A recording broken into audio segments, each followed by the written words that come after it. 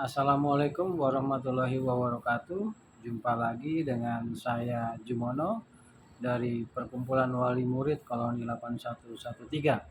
Saya masih akan berbicara tentang PPDB DKI Jakarta dan wajib belajar 9 tahun di DKI Jakarta. Hari Minggu yang lalu, kawan-kawan dari Koalisi Pendidikan Jakarta mengadakan konferensi pers terkait PPDB DKI Jakarta dan wajib belajar 9 tahun. Dari kegiatan konferensi pers tersebut, saya berharap bahwa PLT Gubernur DKI Jakarta akan merespon hasil konferensi pers tersebut. Tapi hingga hari ini, pada hari Selasa, belum ada respon dari PLT Gubernur DKI Jakarta. Respon hanya datang dari PLT Kepala Dinas Pendidikan DKI Jakarta yang mengatakan di salah satu media bahwa PPDB DKI Jakarta tidak diskriminatif. Nah, beliau merujuk kepada Permendikbud mengenai PPDB tersebut. Saya kira kalau PLT Dinas Pendidikan DKI Jakarta mau membaca lebih jauh tentang rujukan mengenai kebijakan PPDB di Jakarta, saya kira akan terlihat adanya perilaku diskriminatif di dalam proses PPDB DKI Jakarta. Selain misalnya yang termuat di Undang-Undang Dasar 45 maupun Undang-Undang Sikipnas, juga di Undang-Undang Nomor 35 Tahun 2014 tentang perlindungan anak. Saya kira clear bahwa hak anak untuk mendapatkan layanan pendidikan itu adalah hak anak.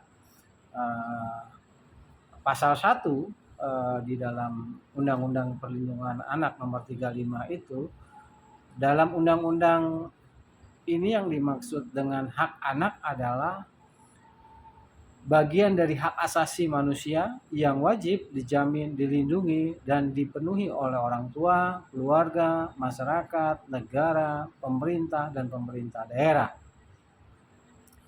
Artinya pendidikan ini adalah hak asasi yang harus didapatkan oleh anak-anak, baik warga Indonesia maupun warga masyarakat DKI Jakarta. Lalu di pasal 9 di Undang-Undang Perlindungan Anak, setiap anak berhak memperoleh pendidikan dan pengajaran dalam rangka pengembangan pribadinya dan tingkat kecerdasannya sesuai dengan minat dan bakat. Lagi-lagi undang-undang ini mengatakan berhak memperoleh pendidikan dan pengajaran. Artinya bahwa dalam proses mendapatkan layanan pendidikan atau pendidikan, semua hak anak sama. Ya kan? Lalu di pasal 20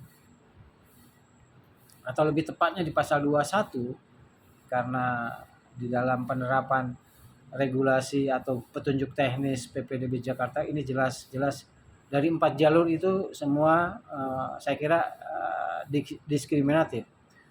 Pasal 21 tertuang negara, pemerintah, dan pemerintah daerah berkewajiban dan bertanggung jawab menghormati pemenuhan hak anak tanpa membedakan suku, agama, ras, golongan, jenis kelamin, etnik, budaya, bahasa, status hukum, urutan kelahiran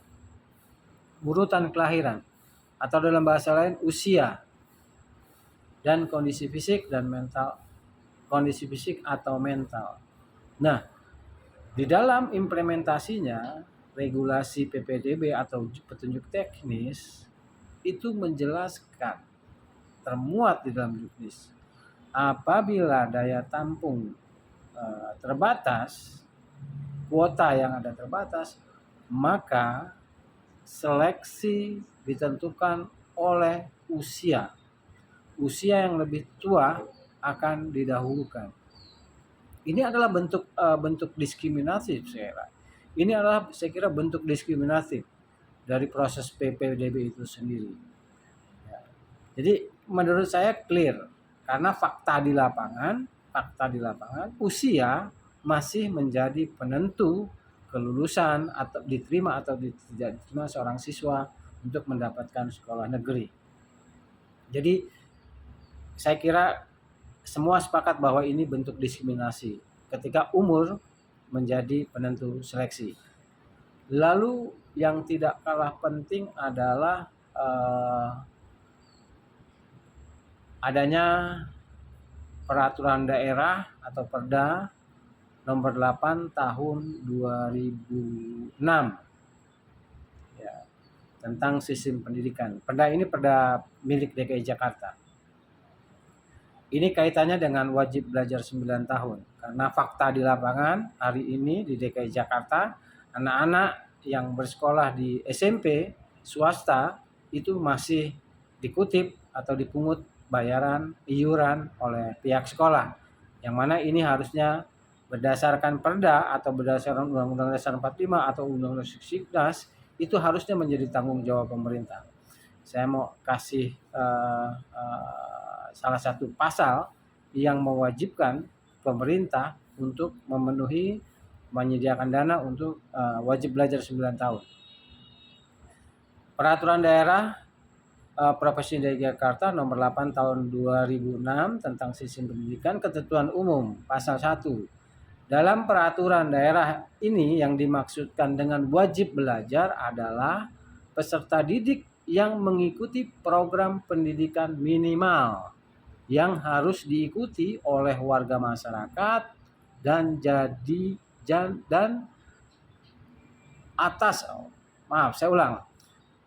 wajib belajar adalah peserta didik yang mengikuti program pendidikan minimal yang harus diikuti oleh warga masyarakat atas tanggung jawab pemerintah dan pemerintah daerah. Saya kira clear, ya, clear bahwa ini tanggung jawab pemerintah dan pemerintah daerah. Lalu di pasal 16, pemerintah daerah wajib memberikan layanan dan kemudahan serta menjamin pendidikan yang bermutu bagi warga masyarakat tanpa diskriminasi. Fakta di lapangan hari ini ketika proses PSBB sedang berlangsung, masyarakat atau orang tua murid masih mendapatkan kesulitan dalam mengakses atau mendaftar untuk masuk sekolah, mendaftar anaknya ke jenjang berikutnya. Saya kira di banyak grup WhatsApp yang kami ikuti itu banyak sekali keluhan orang tua murid, ya kan, mengenai sulitnya mengakses layanan pendidikan ini. Yang kedua, saya kira seperti tahun-tahun lalu, ketika anak-anak mereka tidak diterima di sekolah negeri, maka mereka akan bingung menyekolahkan anaknya ke sekolah swasta karena satu hal, di sekolah swasta bayar, dikutip biaya. Ini juga satu hal yang membuat orang tua pada akhirnya sakit kepala. Di pasal berikutnya adalah, di butir berikutnya adalah pemerintah daerah wajib menyediakan dana guna penuntasan wajib belajar 9 tahun. Jadi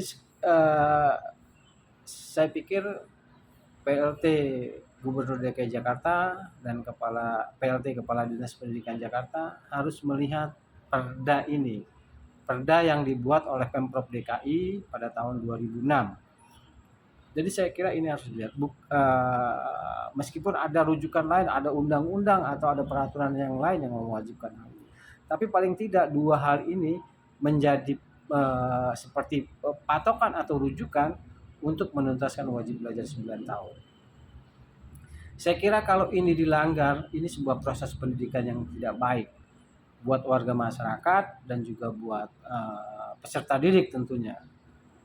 Bahasa sederhananya bahwa pemerintah sendiri dalam hal ini Pemprov maupun Dinas Pendidikan telah melanggar peraturan daerah yang mereka buat sendiri. Saya kira ini proses pendidikan yang tidak baik bagi warga masyarakat dan peserta didik. Yang kedua, saya kira dari harapan saya sebetulnya bahwa ketika Presiden Joko Widodo memilih PLT Gubernur yang sekarang ini, ya kan, dengan harapan akan terjadi perubahan. Saya yakin bahwa pilihan Presiden Jokowi untuk menempatkan PLT Gubernur yang sekarang ini tepat. Di masa awal kepemimpinannya, saya sempat agak kagum ketika misalnya beliau peduli dengan kondisi kantin sekolah-sekolah di Jakarta. Beliau juga peduli melihat betapa masih banyak anak-anak yang pada jam-jam sekolah, jam-jam belajar tidak bersekolah. Saya kira ini sinyal yang baik.